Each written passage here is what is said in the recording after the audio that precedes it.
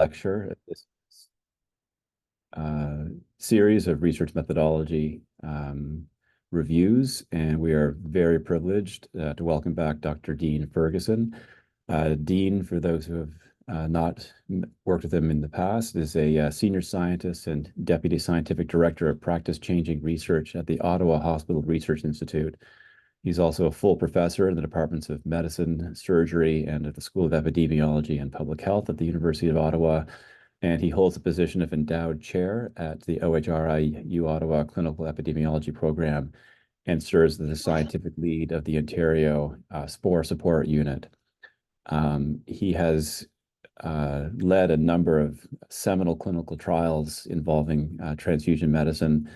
To name some of them, the BART protocol, the Eureka protocol. He's been involved in ITADS, ABLE. In total, he's contributed, I'm sure we're over 750 journal articles at this point. So he's absolute treasure to have in the transfusion medicine community here in Canada. And he will be speaking to us today on the topic of systematic reviews and meta-analyses. So Dean, over to you.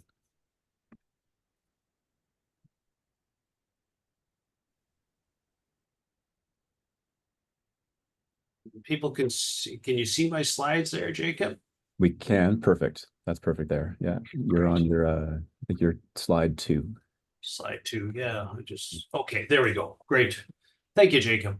Yeah, no, it's great to be here. And I was asked to talk about systematic reviews and meta-analyses, and I kept it fairly basic, but more than happy to entertain questions of sort of more intermediate or advanced topics. But I've broken it down into sort of the 7 major steps of conducting a systematic review and meta-analysis, focusing on the real meat of the methods and so forth. So a few definitions to start with systematic review. I do like Deborah Cook, Dave Sackett, and Walt Spitzer's definition. It goes, well, I guess almost 30 years back, and it's a review in which there's a comprehensive search for relevant studies on a specific topic, and those identified are then appraised and synthesized, importantly here, according to a predetermined and explicit method.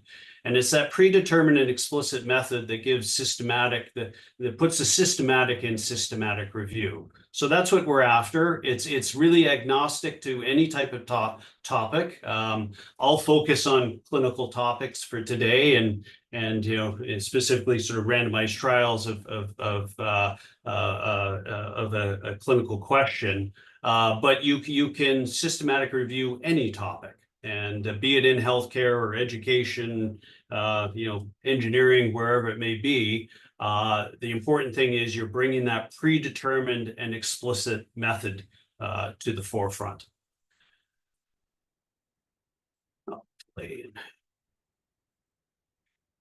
And the second definition is meta-analysis. And here, a meta-analysis is simply a statistical analysis of a collection of studies. And so this is where it fits well. If you're doing a systematic review, you would also want to be, providing a statistical analysis of the studies that you've identified. It's not always possible, as we'll see, but that's the main aim of a systematic review and meta-analysis. And here the focus is on contrasting and combining results from different studies to identify consistent patterns and potential sources of disagreement among results. And so that's what a meta-analysis is. It's a way of combining data from studies of interest, studies that you've identified, and essentially you calculate a weighted average of all those effects. So if you have study level effects looking at estimates of or differences in mortality between one treatment and another, and you've got 10 of those studies, you want a weighted average among those 10 studies. And the focus is on weighted. So you just don't simply add them all up and divide by 10. You want a weighted average. And how you determine those weights is whether you choose between fixed or random effects. And I'm not going to spend too much time on it, but essentially fixed effects are you're only considering the variation within each of those studies, whereas random effects, you're considering the variation within the study, but also between the studies. And because of that, random effects are generally more conservative, lead to more conservative results. So that's where the weighting comes in, and the choice of weighting is usually, like I say, is the variance of the study, or more specifically, the inverse of the variance of the study. And then, it's important that mathematically, you pool anything, you meta-analyze, any, 3 studies or the 10 studies I mentioned before, but it must be sensible. You need common sense, clinical sense, methodological sense before you pool. And we'll get into more of that later. So the general recipe is you compile, for a meta-analysis, is you compile a list of the individual study effect sizes. So it may be, odds ratios or risk ratios or mean differences, or the prevalence. If you're looking at the incidence or prevalence or incidence of a disease, it may just be that single measure. And then you determine the weights, whether it's fixed or random effects. You calculated that weighted average. And then you summarize and present that weighted average graphically on what we call a forest plot. And I'll have that on the next slide. And then you use that forest plot to draw conclusions about the relative benefits or harms of interventions being compared. So in order to do that meta-analysis, what data do you require? Well, if you're looking at a dichotomous or binary outcome, so yes, no outcomes, you're looking at the number of events and the total sample size for each of your group, treatment and control, or if you have more than one treatment arm, again, that would apply. You want the number of events and total sample size for each of those groups. When it comes to continuous outcomes, ideally you want the mean and standard deviation and the sample size for each of the groups. So having the mean and standard deviation allows you to compare mean differences or relative mean differences between your treatment and control. So it's easy, binary is straightforward because most of the publications in that do report the number of events and the total sample size for each group.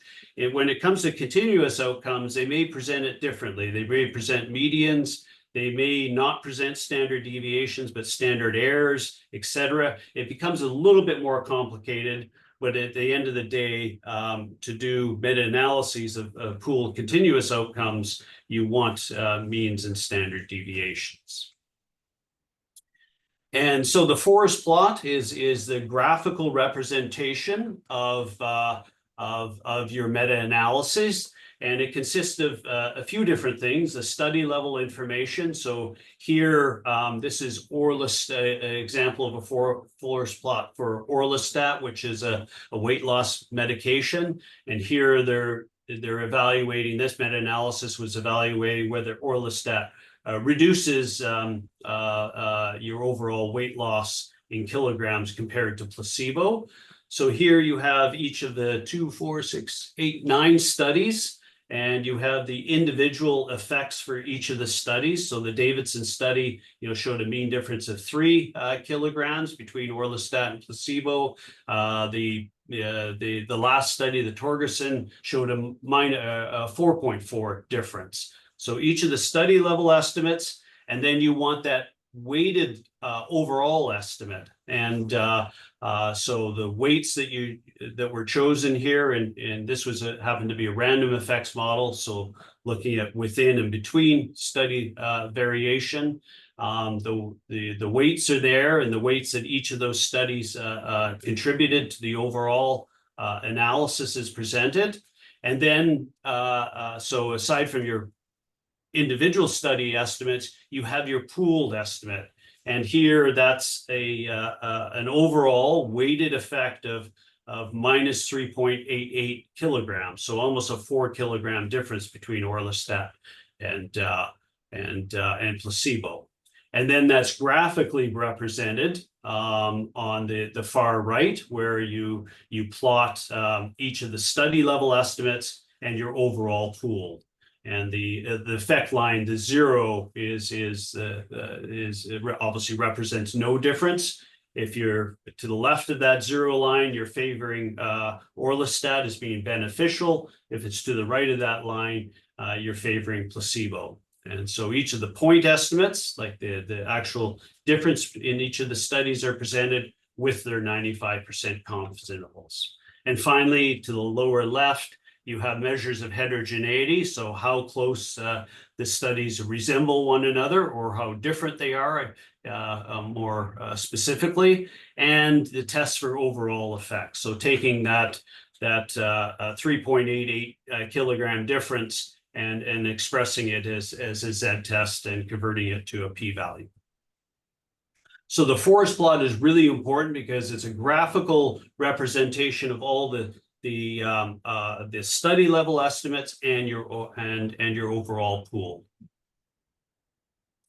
So with those definitions aside, getting back to the importance of systematic reviews and meta-analyses, and these were sort of top of my head, and then looking up a bit of literature, but they certainly identify effective, ineffective, and harmful therapies a lot earlier if you're synthesizing the evidence as it comes out, rather than waiting for looking at each study individually. You can identify the overall effect, the overall impact of an intervention a lot quicker. They also provide the highest quality of evidence to guide clinical care. So especially with randomized trials, if you have a systematic review and meta-analysis of randomized trials, that does represent the highest quality of evidence. Again, if it's properly conducted and minimize bias as you're doing your systematic review, that's what guides clinical care and certainly is a cornerstone for guideline development. They also help resolve current controversies in the medical and research community. So half of you may think that transfusion is beneficial in a certain population. Others say transfusion at a higher hemoglobin may be beneficial. Others may say not so. So doing a systematic review of available evidence will help resolve those current controversies. When doing a systematic review and meta-analysis, you may uncover or discover new hypotheses just by looking at the data and the results of the data. And that's happened before. So a new harm may come about in your meta-analyses that wasn't considered before. And finally, you can also identify area where additional studies are unethical or certainly not warranted. We don't need more studies. We have enough evidence with what we have. So when it comes to the systematic review and meta-analysis, I've broken it down to sort of 7 major components, the to-do components. So this is what needs to be done. You want to start with formulating a review question. You then define your eligibility criteria to match that review question. You then go out and locate and identify studies and select studies, screen and select studies. You want to assess their study quality, if you will, or risk of bias of each of those studies, because you want to carry forth good studies and eliminate poor studies.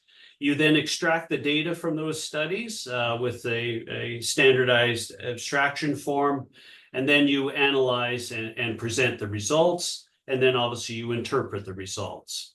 And so that's the to-do list. There may be more, you can talk about dissemination and manuscript write-up and so forth, but let's focus on sort of the meat of doing a systematic review and meta-analysis in these 7 steps. And these are your to-do components. And importantly, you need the how to do it components. So, and this relates to having a transparent and well-defined game plan, meaning that you need to convert those to-do components into a study protocol. And so that study protocol becomes your reproducible or transparent game plan. And in the to-do part of the exercise here, you want to include the background, objective, obviously your question, and the methods of your protocol will include all the to-do elements. that we're on the previous slide. So those 7 elements.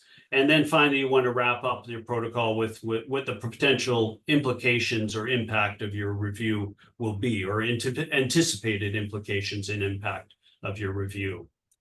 And there's a lot of guidance on developing systematic reviews and meta-analyses. I certainly recommend the Cochrane Handbook, which is a downloadable handbook from their website, but also the Prisma P. And Prisma P relates to Prisma for protocols, and it's a reporting guideline. But you can reverse engineer all those items to go into your protocol, so you're well set up to conduct the systematic review, but also appropriately report all those elements. So both of those are helpful guides to developing a protocol. And I can't emphasize enough the need for a protocol, because you are doing a systematic review, and so you need to follow systematic procedures.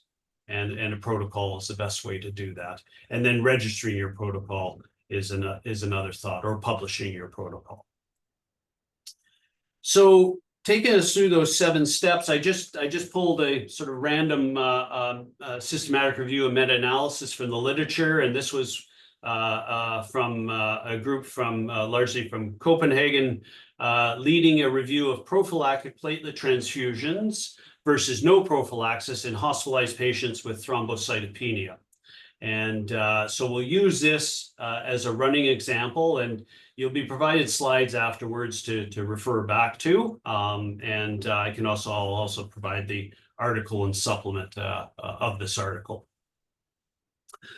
Okay, so the first step is formulating a research question. And how you choose and define an important question certainly depends on your perspective, whether you're a clinician or a methodologist, a patient partner, administrator. That's what you bring to the table. You may, and probably good advice is to involve all these groups in your systematic review, so you have those different perspectives. But it's fair to say that you bring, the dominant is your perspective. So as a clinician, you want to answer the issue of whether platelet prophylaxis is beneficial or not, for example. It also depends on the resources you have. Systematic reviews they do take a lot of resources, depending on how broad your question is or narrow your question is. But you need the requisite expertise, both on the clinical, obviously the clinical expertise, but methodological expertise. The funding, like I say, they can be quite expensive, and obviously the time required. Again, doing a fairly broad review takes a lot of time and effort, and you can have, the bigger your team, the less time it takes, but you got to factor all that in. And related to that is your commitment. And if your commitment is a 1-month research block, probably not going to be doing a systematic review. You need to take a longer range view on that. And finally, it also depends on the need for such a systematic review. And so you really need to see if a systematic review or meta-analysis is required. Are there previous published meta-analyses? Is there sort of a lack of literature really to define a narrow research question? You may need to broaden it. All that goes into the discourse of deciding whether a systematic review is needed, and helping to define your research question. So when defining your research question, and here we focused on sort of clinical areas and clinical topics, it's really important that you include each of these elements or each of these components in your question. So again, this is developing your question. You should, in that question, be defining the types of patients or your population, the types of interventions or exposures if you're looking at observational research, your type of controls, your type of outcomes, and type of studies that you want to include or evaluate. And so we call this the PICOS elements or PECOS if you're looking at exposures. But it's really important to consider defining each of these in your question. And obviously, these components depend on your research objective. So if you're assessing prevalence or diagnostic tests, these elements change, and there's more specific elements you'd want to require, but or include. But in the topic for today, we want to focus on PICOs, given a clinical question with clinical interventions. And importantly, and this is why we really need to stress a well-defined question, is because it has direct implications on the other steps in your meta-analysis. It will help define your eligibility criteria, your inclusion-exclusion criteria, where you locate studies, how you locate them, what data to collect from each of those studies, and obviously risk of bias and instruments you choose for risk of bias assessment, and how you analyze the studies as well. All links back to your question. And so the better you can define it and define it up front, the better off you are, because if you don't spend time up front, you're going to spend a lot of time re-abstracting data, expanding and changing your search strategy, et cetera, because you've had to change your question. So best to get it right up front. So in the running example here on page 2117, they define their question as the following: we aim to assess the benefits and harms of prophylactic platelet transfusions versus no prophylaxis on patient-important outcomes in hospitalized patients with thrombocytopenia. So I've listed the PICOs elements. The one element they're missing and is the S, which is not stated here. The S is the study types that they're looking at. And it happens to, if you read further down in this couple slides further, is they're actually after randomized control trials, both individual and cluster. And so it would have been nice for them to introduce that right into their research question, because if they were looking at, say, observational studies, you may not have read further, knowing that you were going to be relying on randomized controlled evidence. It's being a bit picky, but I definitely would have considered putting that in your study question. Importantly, they've taken a broad patient population. They've categorized it as all hospitalized patients, and we'll get back to that again in a couple slides. So they did a pretty good job of highlighting all the elements. Again, I think I probably would have included randomized trials.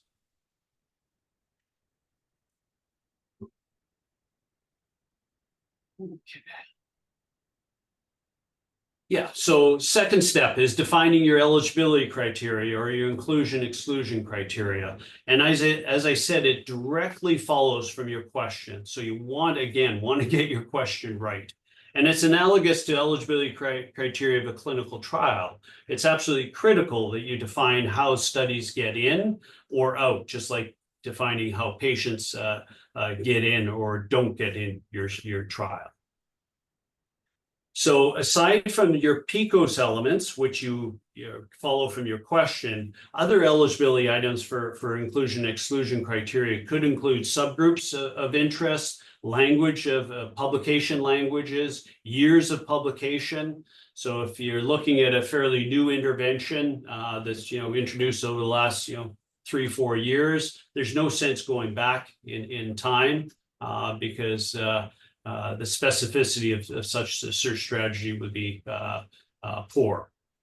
The type of publication, so you may want to define in your eligibility criteria that you're only looking at full journal articles. You're not going to look at abstracts and letters, maybe because the abstracts and letters have not been given such full peer review, and we've all been there of rushing a data in abstracts the night before or the hour before the deadline.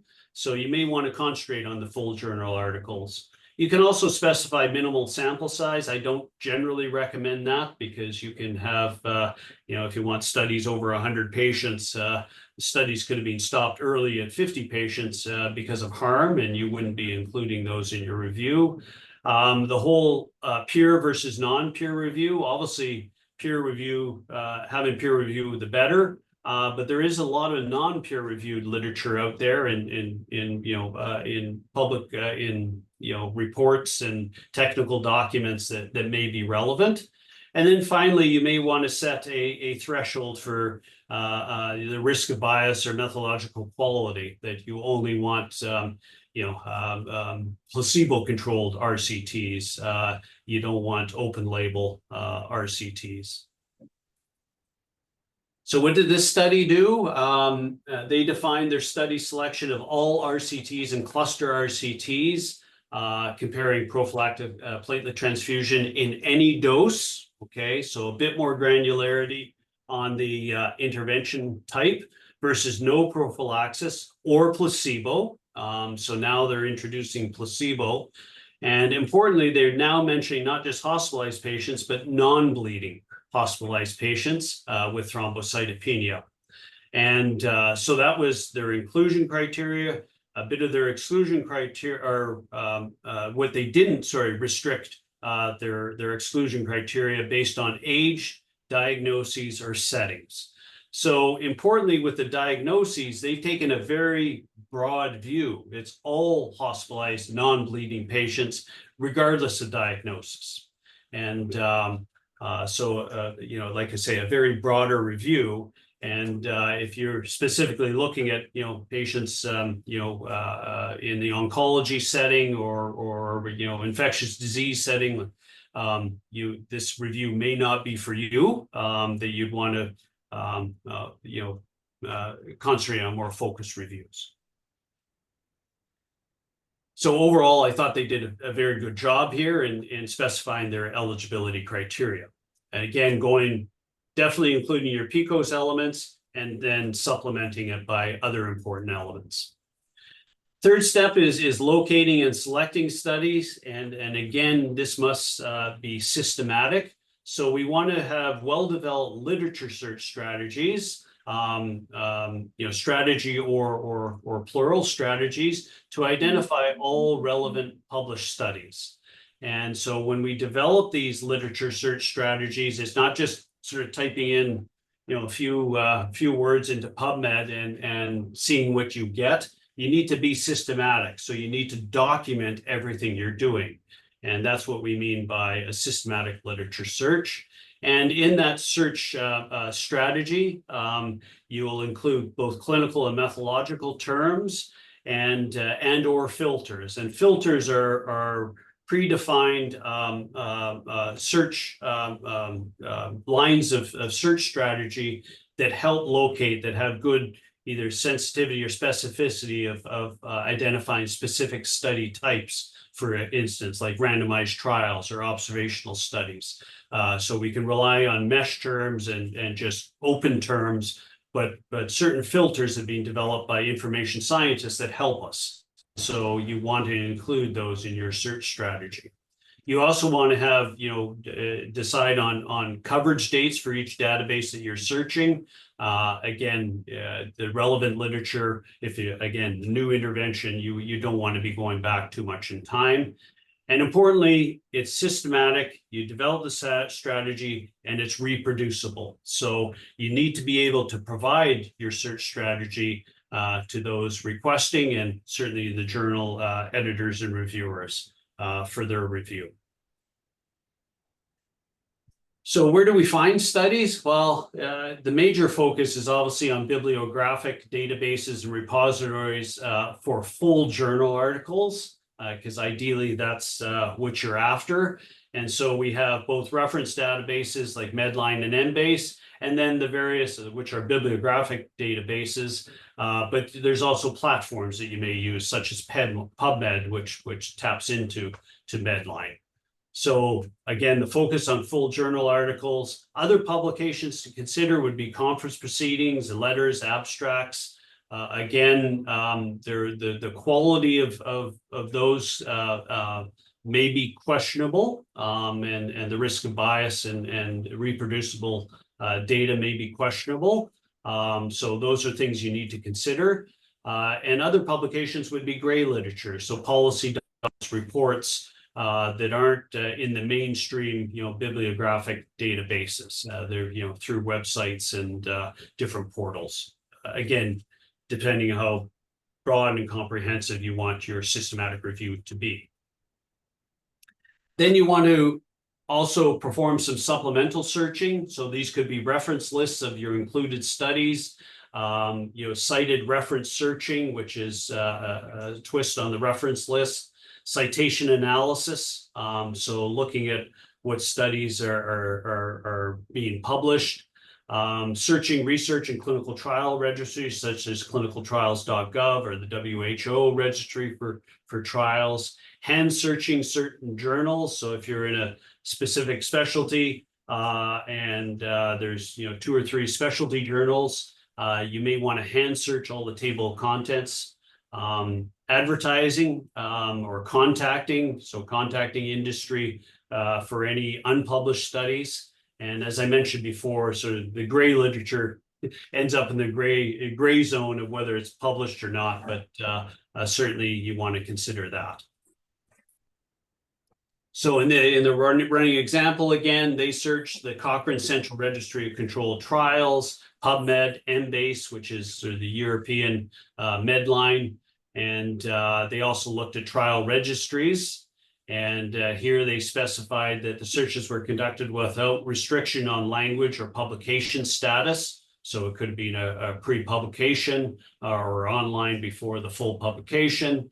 And again, they provide the dates in which they searched.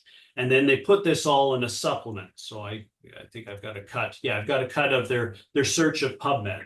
So here you can see on the left-hand side that you're using clinical terms and then methodological terms to identify randomized controlled trials which met their eligibility criteria. So this is an example where it's reproducible. You can put this in PubMed and get similar results for the date restrictions or the time that they search the database. So assessing the study quality or risk of bias, it used to be called study quality. Over the last dozen to 15 years, it's really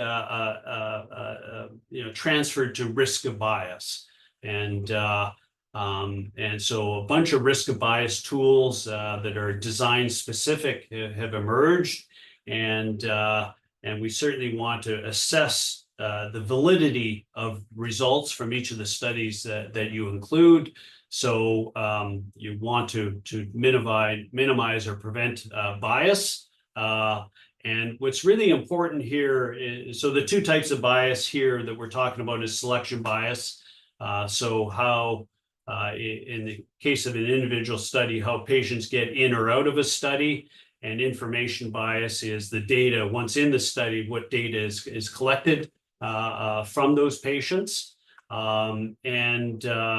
Those are the 2 most important types of bias, or those 2 main types of bias, selection and information. And so a lot of the risk of bias tools focus on measures different types of selection and information bias. And what's really important here is and why we want to measure at the study level is because you want obviously to minimize bias, but it also applies at the systematic review level, right? So studies that get in and out of your systematic review would lend to selection bias at the systematic review level. So you want to consider both the risk of bias at the study level, but also considering at your systematic review level, how you're going to minimize that. And so if language bias may come into, so if you restrict to English only, what type of bias does that bring at the systematic review level if you're ignoring all non-English language literature or publications? So things to think about. And then at the study level, you want to design specific risk of bias instruments. There's a number of them for interventional studies. You can use the Cochrane Risk of Bias 2 or the Robbins 1 or Robbins 2 now instruments. For diagnostic tests, you would use Quadis 2. You want to look up what the design-specific risk of bias instruments are available, and then you apply them to each study. And ideally, you apply them in pairs, so at least two individuals independently measuring the quality of data, or the study quality or risk of bias. So here in the running example, two authors independently use the risk of bias 2.0, the Cochrane Risk of Bias 2.0 tool, which is obviously specific to randomized trials. They also mentioned we plan to base our primary conclusions on results from RCTs with an overall low risk of bias. So that, again, comes back to their eligibility criteria, where they said they were looking at RCTs and cluster RCTs, but they didn't specify that overall low risk of bias. So I probably would have included that in their eligibility as well. So step 5 is extracting the data, and here the sort of rationale behind it is this is a bridge between what is reported by the primary investigators of your primary studies and what is reported by systematic reviewers. And so you want essentially a standardized approach to collecting that data. You don't want to do it in the margins or sort of back of the envelope. You want a standardized and systematic process. So when you do so, it represents 3 important functions. Representation of the study question, once again, those PICOS elements and the eligibility criteria. So it's a double check that you're incorporating the studies that match up to your study question. It also provides a historical record of the review process that can be, for audit purposes of, comparing the different reviewers. And then importantly, it also provides a database. So the data you collect, you extract that data to be analyzed and ideally meta-analyzed in your systematic review. So components of a data abstraction form, I've listed sort of key areas. Obviously, you want information about the reviewers, the initials, the date they're reviewing. These are the people doing the systematic review. You want information about the study, so authors, title, date, journal, language. You want to collect the study design. So although it may be a randomized control trial, is it a crossover trial? Is it a cluster trial, individual level? You want to collect all that information. As I mentioned on the last slide, you want to verify your study inclusion-exclusion criteria. You want the number of patients and participants enrolled, data about your interventions and controls. So that, again, the I of PICOS. Your risk of bias assessment would be part of the data abstraction form. And then obviously you want to collect the data on your primary, secondary, and if necessary, tertiary outcomes. So it gets back to, if you're going to meta-analyze, you need the number of events for dichotomous data and the number of patients in each group. For continuous data, you need again the mean and standard deviation. So you'd collect that in the data abstraction form under outcomes. So again, with running example, they had 2 authors independently, which is good, extracted data from the included study.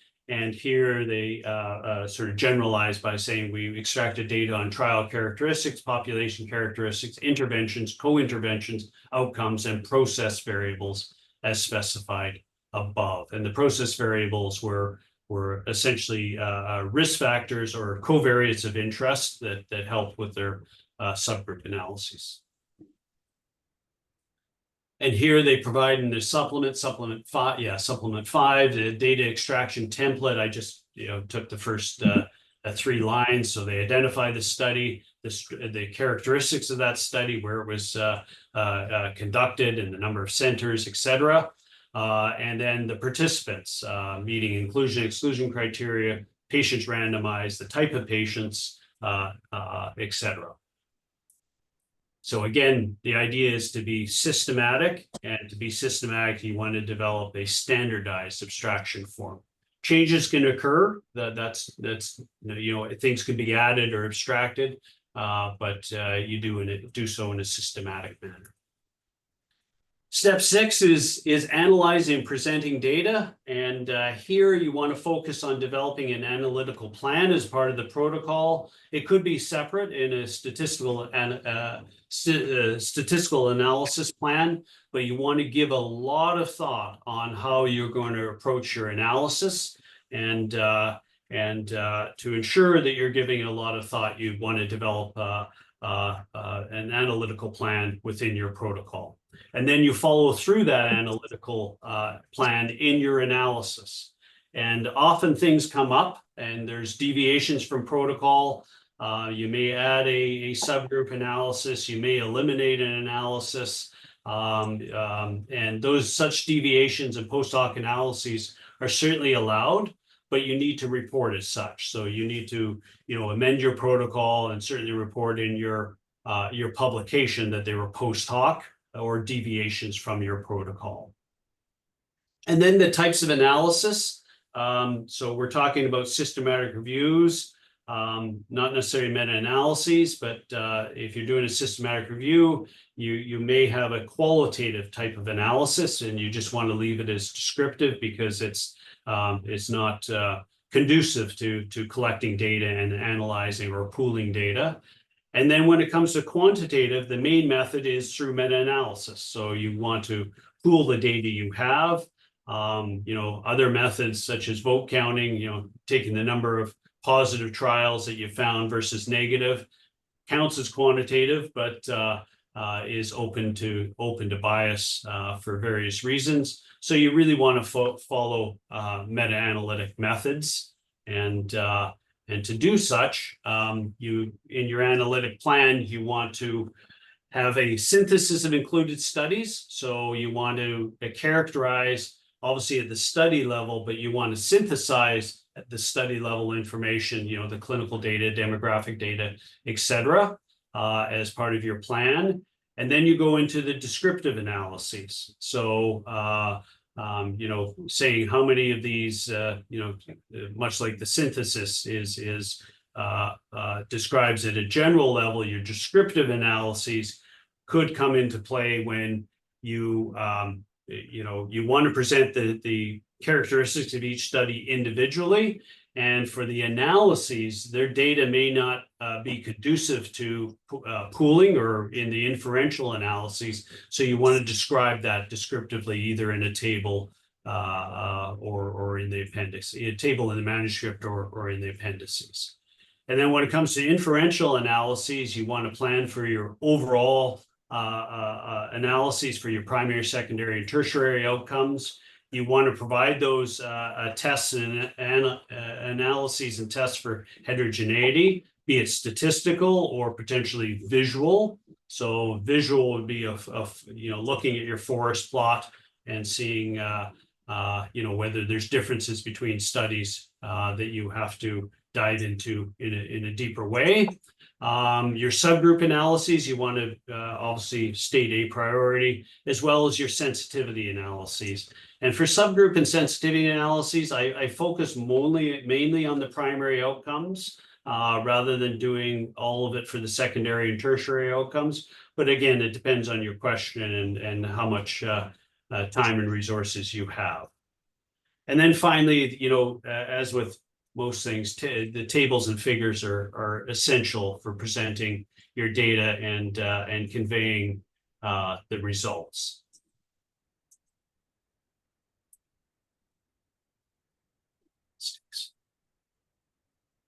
Yeah, so when do you produce, getting back to sort of issues of heterogeneity, is when do you produce a summary measure effect or a pooled or meta-analyzed effect?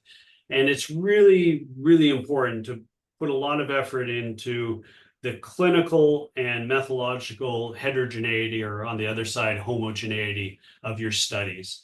And so, you know, when you have apples and apples, that's easy. So studies are all conducted in the exact same patient population, same defined outcomes, or matching your primary outcome. That's pretty straightforward.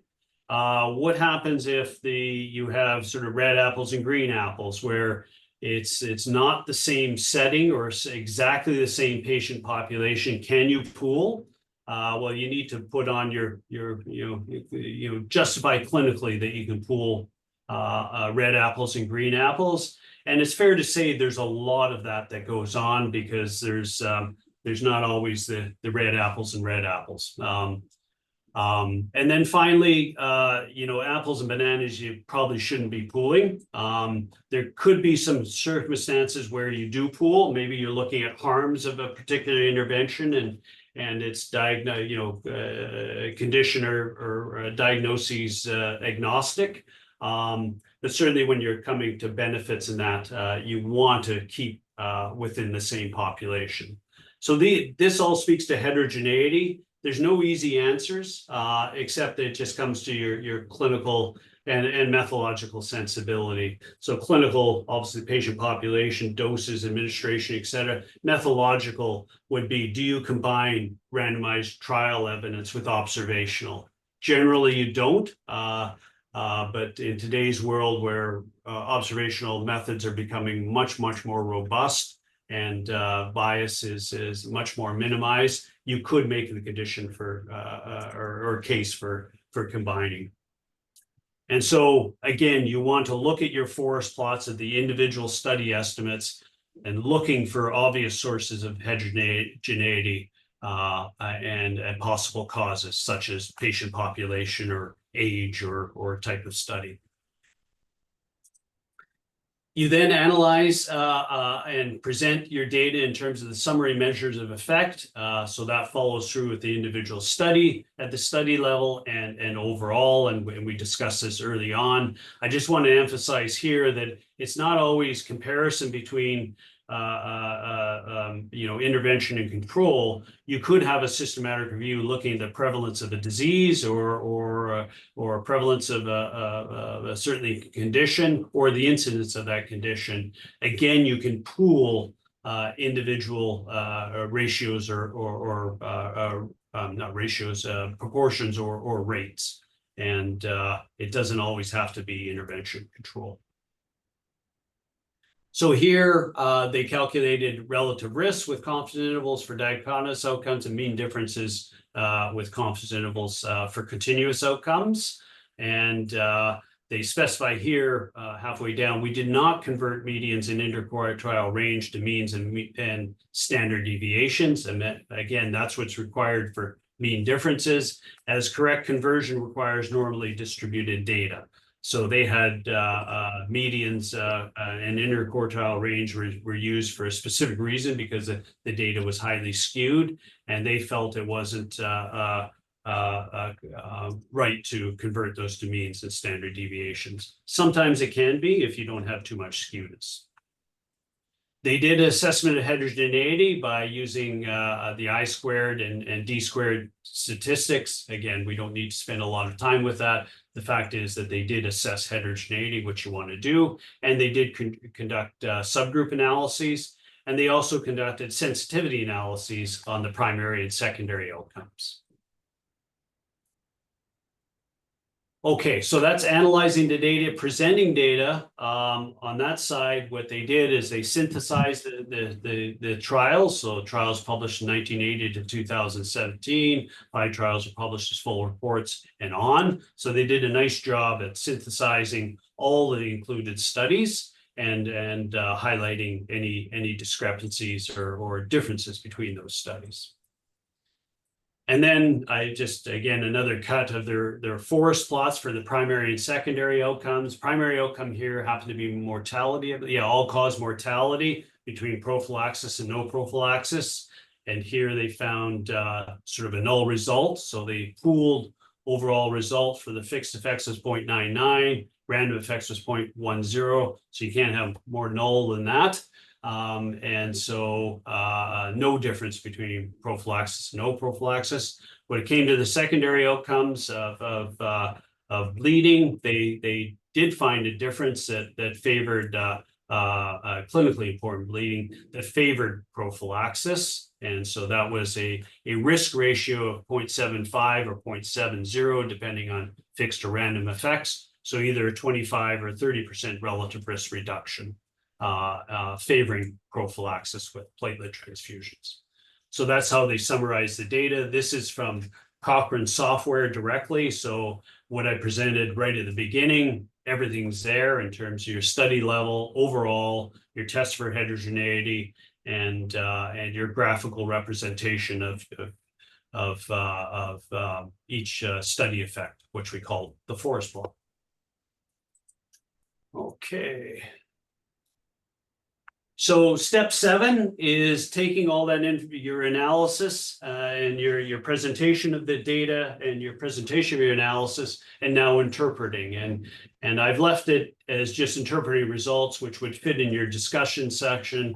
So here you would obviously summarize your main results, put it in clinical perspective, describe the limitations of your analysis.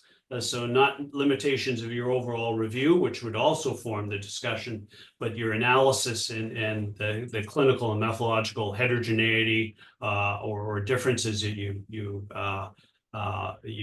observed.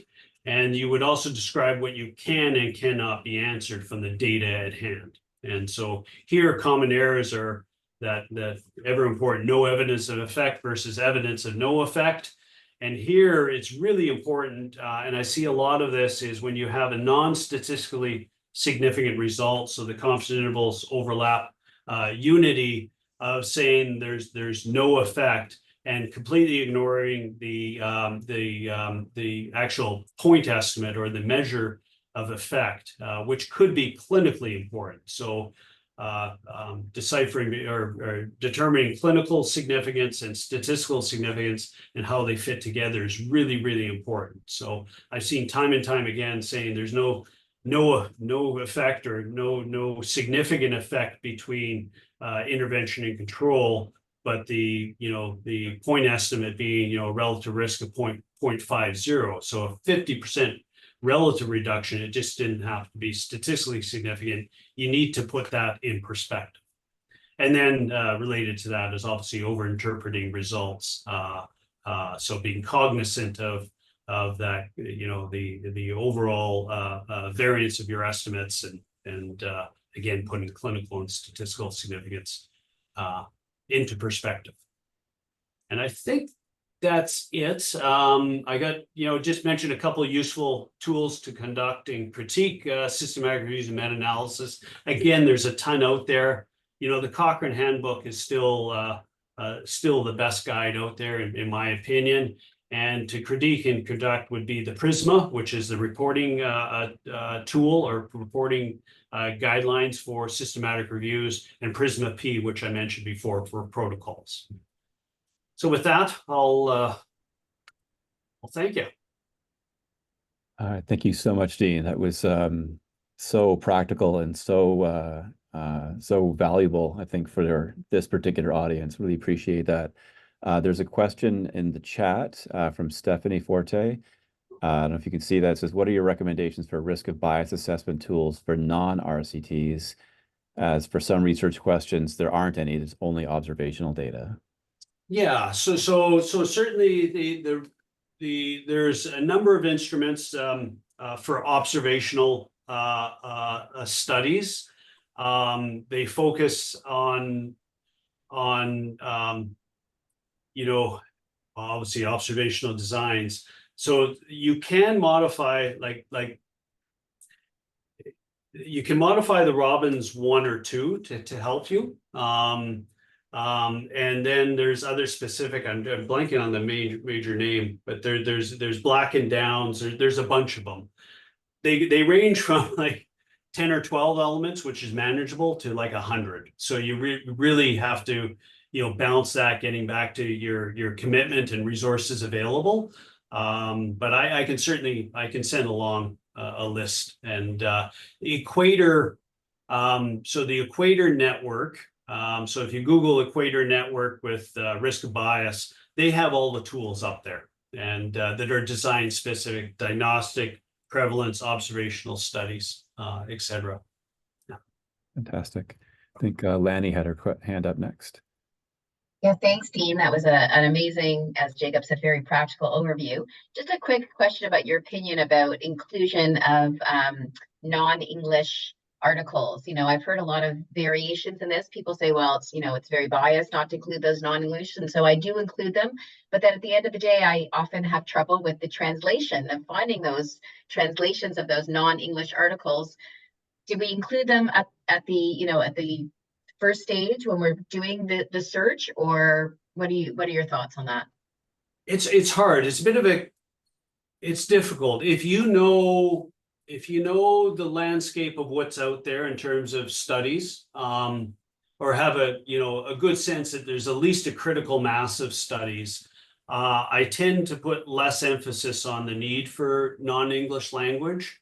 So if there's 6 studies or a dozen studies out there, but if you're not sure, then I tend to include them, because there have been examples of and some pretty significant examples where data has been missed, and that not just and so missing that data in your systematic review, but then that translates into guidelines and so forth.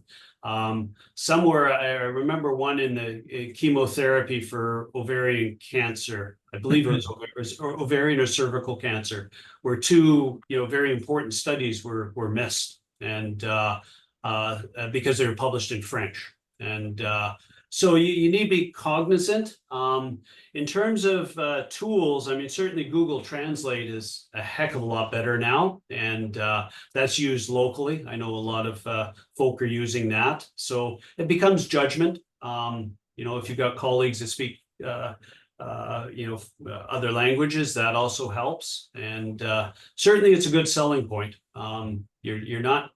You're minimizing bias by doing it. But it's, again, I mean, if we were looking at, transfusion triggers just in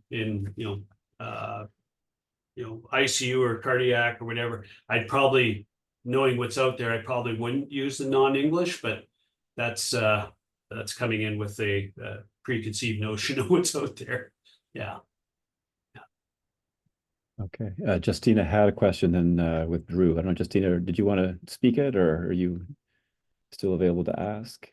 Oh, yeah, sure. Thanks. So I was wondering if you had specific thoughts about the Clarity risk of bias assessment tool for non-randomized studies. I just found it to be very straightforward and one of the easiest to use. I know there's several to choose from, but I'm wondering, methodologically, do people favor one over another? I really like Clarity. Is that a good one to just go to as a go-to? Yeah, no, it is. That is another example. Like I say, there's a few of them, and it really comes down to, so your quick sort of face validity of whether it matches up with the types of studies you have, and the elements you consider that are most important, right? So, even for randomized trials, the default is using the Cochrane risk of bias 1 and now 2. I still like the Haddad criteria, which is looking at whether it's truly randomized, the level of blinding, and the full reporting of all participants. So follow-up of all participants, or and so it's 3 items, and I think those to me are the big 3. And I think I could and I do make a good case for using the Haddad criteria for randomized trials. So, analogous with your observational studies, you want to focus on those elements that are most important. And at some level, they're all important, but depending on your question, some may be more important when you really want to focus on your exposure definition or outcome definition. And so there are some tools that dig deeper into that, or the setting, right? So What I didn't include any of this, that's obviously is the sort of equity principles here too, right? So getting back to like non-English language, looking at different settings that we may not have looked at before. So depending on levels of care at different places in the world and so forth, and again, depending on your perspective Thank and you. research question. So yeah, if you check out the Equator network, they've got the full list there, and with all the tools and related papers and so forth. All right. Well, listen, I've got all sorts of questions of my own too, but we are out of time, unfortunately. So we'll probably have to wrap this up. Such a valuable talk, Dean. I'm sort of wondering in our ongoing research lecture sequence if we should actually put you first rather than last, but a discussion for another day. Thanks so much, everyone. No problem. And Dean, for your time. No problem, and I'll forward you, Jacob, the papers there, the paper supplement, just so as you can pair it with the slide deck. Yeah. Thank you so much. Okay. All right. Good. Bye, everyone. Great. Take care.